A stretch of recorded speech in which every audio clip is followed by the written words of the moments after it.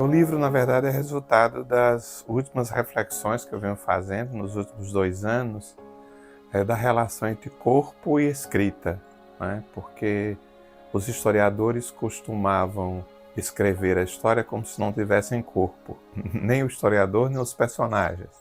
Os personagens históricos eram só nomes, não eram só ideias, ações, mas eles não fediam nem cheiravam, né? Não tinha a questão das emoções, dos afetos, tudo aquilo que envolve, né, que envolve a corporeidade, porque a gente é o tempo todo tocado pelo mundo, né, pelos afetos do mundo. Então, essas reflexões vêm como, vamos dizer, como uma consequência de toda a minha trajetória, né, que foi paulatinamente girando em torno dessa questão, né, da corporeidade, da carnalidade, né? Comecei a estudar gênero, né, e sexualidade, e isso leva à questão do corpo, leva à questão da nossa presença carnal no mundo, e daí, né, desemboquei nessa reflexão sobre a relação entre escrever e existir.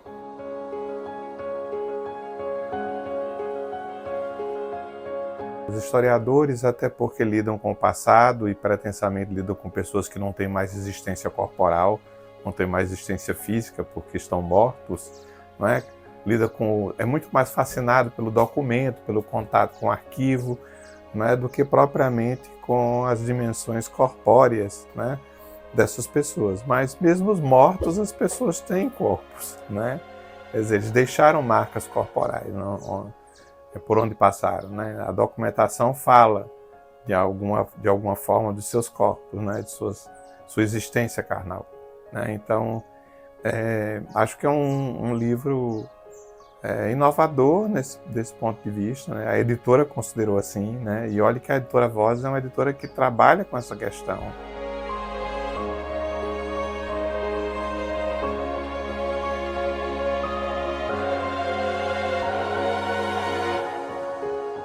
Veja, o livro tem 2 textos acho muito poderosos, que são o texto justamente que abre e o texto que fecha o livro. Propositadamente, eles estão no começo e no fim do livro.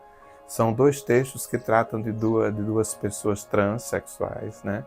Duas travestis brasileiras, ambas com histórias bastante dramáticas.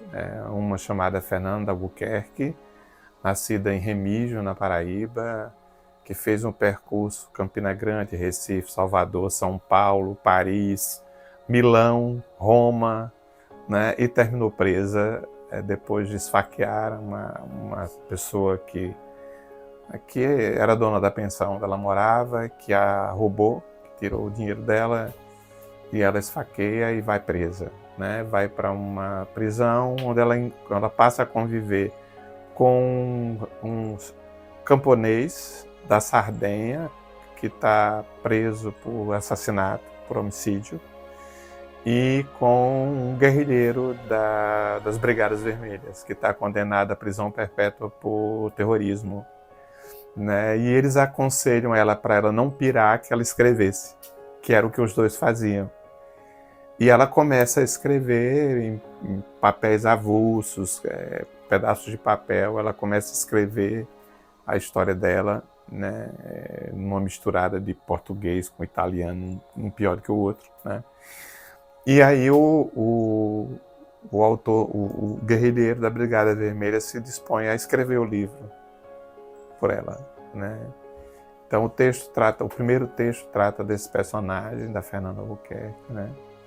E o último texto trata de Gisberta, que é uma outra história terrível, é uma travesti brasileira que vai para Portugal, né, que se descobre doente de HIV, entra num processo de depressão, não se trata, passa a morar na rua, ela trabalhava como artista noturna, da noite, e também fazia programa, né?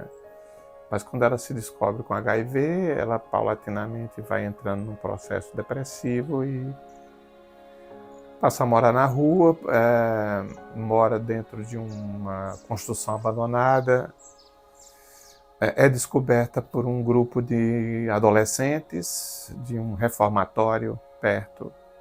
Eles fogem periodicamente e vão se encontrar com ela. Inicialmente são 3 que ela cozinha para eles, e posteriormente eles falam no reformatório dela e outros têm curiosidade, tornam-se 11 que começam um processo de agressão e tortura. Ela é torturada durante semanas a fio, espancada, né? Até que acham que ela está morta e resolvem ocultar o cadáver dela jogando no poço que tem na própria construção. Deixa que ela ainda está viva, ela morre de afogamento. Né? Ela mereceu um poema de o Paulo Abrunhosa, um famoso poeta português, fez um poema chamado Balada para Gisberta, que foi depois musicado e Maria Bethânia gravou a Balada para Gisberta, que é uma música de cortar o coração.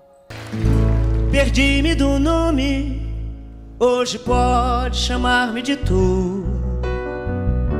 Dancei em palácios, hoje danço na rua.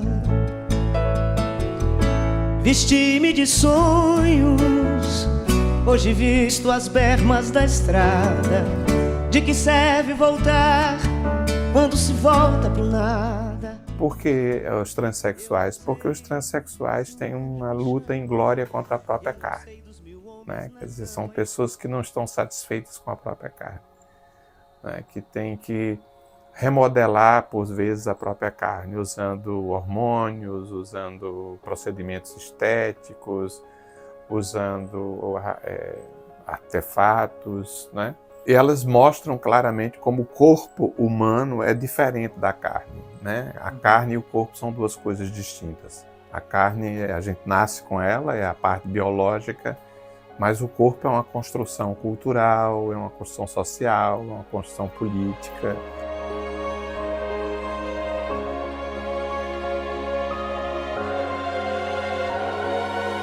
Eu sou um autor homossexual, né? E a homossexualidade nos condena ainda na sociedade heteronormativa a um lugar, né, que não é considerado majoritário, é um lugar subalterno. Né? Então, claro, eu sou um homem branco e sou um homem cis, né? Tenho uma série de vantagens em relação aos pretos, né? Não sou uma pessoa de classe média, não sou um pobre, né? Mas a homossexualidade me dá essa possibilidade de olhar essa sociedade um pouco que de fora. A historiografia está precisando justamente abandonar, né, simplesmente esses lugares, esses personagens, né, consagrados da norma, né, e olhar para, né, esses personagens que basicamente são silenciados, inclusive pelo arquivo, né?